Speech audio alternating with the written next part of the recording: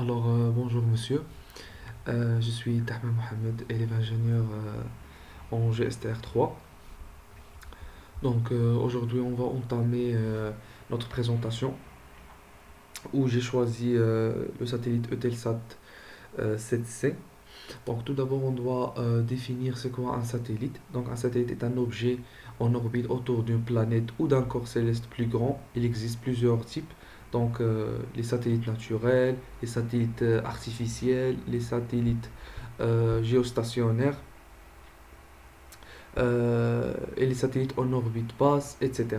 Donc, ce qui diffère, c'est que les satellites naturels, ce sont les objets naturels en orbite d'une planète, par exemple la Lune, et le satellite naturel de la Terre. Donc, un satellite artificiel, ceux-ci sont créés par l'homme et lancés dans l'espace. Et ils se divisent par plusieurs types. Et on a des satellites géostationnaires, c'est que l'on va parler dans notre présentation et dans notre exemple, c'est le Eutelsat 7C. Donc, on va commencer par euh, décortiquer un plan. Donc, on va tout d'abord faire une introduction du satellite, calculer le bilan de puissance et faire la simulation après une conclusion.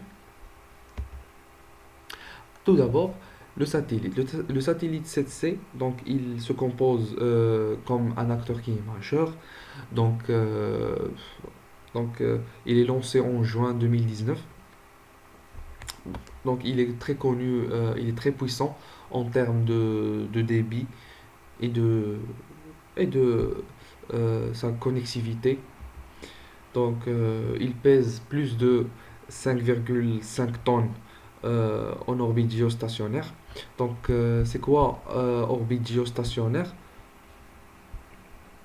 Un orbite géostationnaire, ça veut dire que le satellite reste euh, en position fixe avec à un point sur la Terre, généralement sur l'équateur. Ils sont souvent utilisés pour les communications et les diffusions, la télédiffusion. Comme on voit ici, dans cette map, on sait le recouvrement de ce satellite dans tout le continent d'Europe et un peu de l'Afrique ici. Euh, il y a un acteur majeur dans la connectivité et tout. Donc, avec ses capacités de transmission, il joue un rôle essentiel dans la fourniture des services de diffusion directe, renforçant une connectivité dans des régions stratégiques du globe. Quelques données utiles. Donc, euh, je vais quelques données utiles de ce satellite. La fréquence et j'ai choisi j'ai pris une valeur qui est exacte pour faire mes simulations. Il me donne quand j'ai fait mes recherches, il me donne un intervalle de 5,8 je pense à environ 14 ou bien 15 gigahertz. Donc moi j'ai choisi de travailler avec 10 gigahertz. Pour le diamètre aussi, il me donne une intervalle et moi que je dois choisir une valeur qui est exacte. Et pour l'efficacité, c'est généralement 55%. Et le pire, c'est 30 dB watts.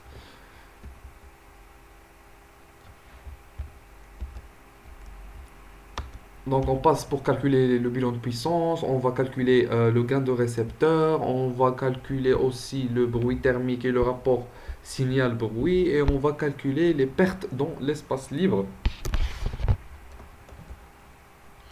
Donc pour le gain récepteur qu'on voit ici, comme on voit ici, j'ai calculé la longueur d'onde, j'ai fait mes calculs, donc j'ai pris le diamètre et l'efficacité. Donc le gain récepteur est égal à cette relation, il est égal à 10 log de l'efficacité fois le pi fois le diamètre sur le longueur d'onde au carré.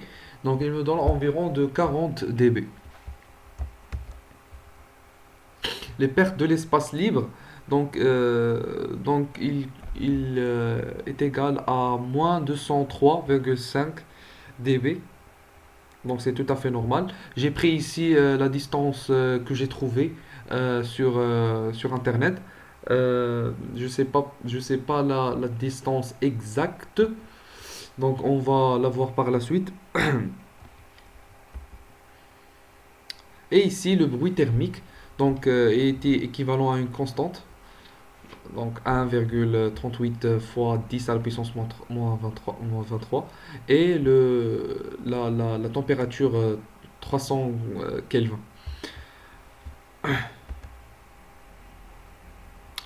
Pour, euh, pour le rapport signal sur bruit est égal à cette relation. Le pire plus le gain plus donc les pertes les pertes en espace libre et, le bruit thermique. Voilà, est égal, j'ai trouvé une valeur de 69,7 dB. On passe pour voir la simulation sous STK. Alors, ici j'ai pris des screenshots. Donc ici, comme on voit, donc j'ai pris le satellite Eutelsat. Et ici, j'ai pris la, la région où je vais faire mon satellite, ou bien plutôt mon récepteur, la site où je veux qu'il pointe, ou bien qu'il établit une communication avec le satellite.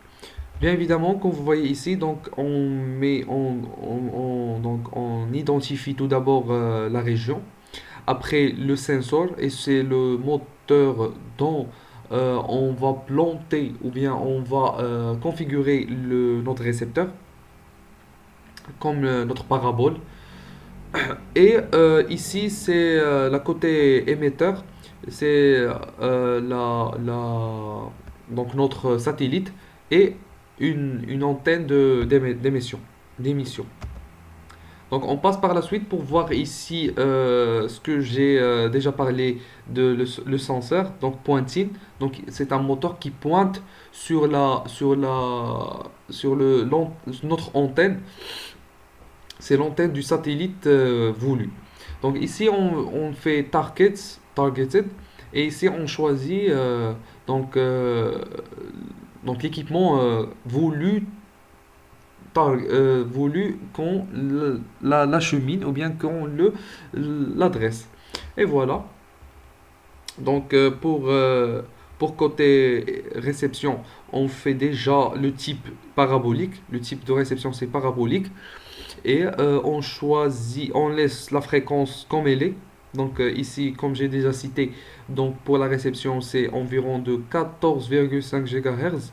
Moi, j'ai choisi pour l'émission 10 GHz de l'antenne de côté satellite et côté réception. Voilà. Et le diamètre, comme vous le voyez ici, et l'efficacité ici. Voilà. Donc côté émission, donc comme j'ai déjà cité, que la fréquence est de 10 GHz avec un pire de 30 dBW. Voilà. Voilà, donc voici les résultats. Donc ici, comme j'ai déjà cité que le satellite est fixé sur un point de la globe, de la planète. Donc il tourne quand la Terre tourne. Donc, environ c'est avec la même vitesse.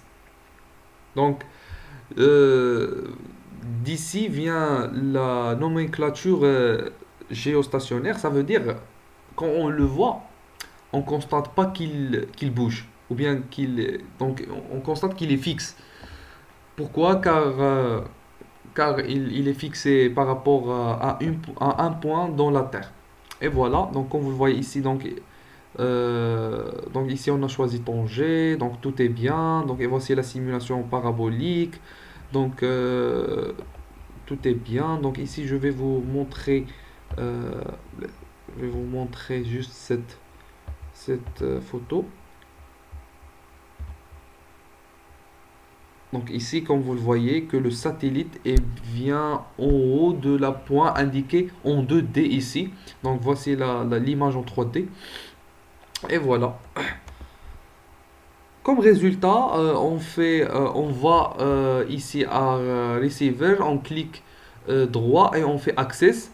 Et il nous donne les rapports suivants. Donc les rapports indiquent que d'une manière que j'ai un accord des résultats théoriques et des résultats applicatifs côté simulation, côté logiciel du soft de ce STK. Et c'est tout à fait normal. Je ne sais pas pourquoi ils ne sont pas égaux, mais bon, je pense qu'il y a une petite différence de distance. Et voilà. Alors, pour conclure cette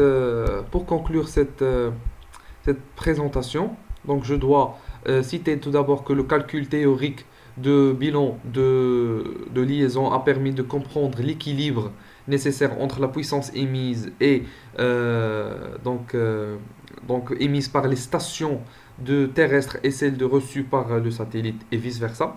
Donc ces calculs sont cruciaux.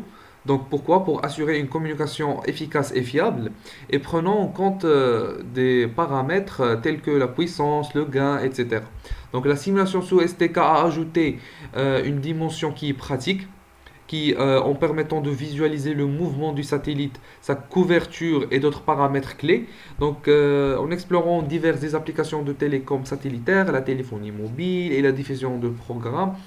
Donc, on constate la polyvalence de cette technologie et son rôle crucial dans les domaines tels que les télécoms d'urgence et la connectivité Internet.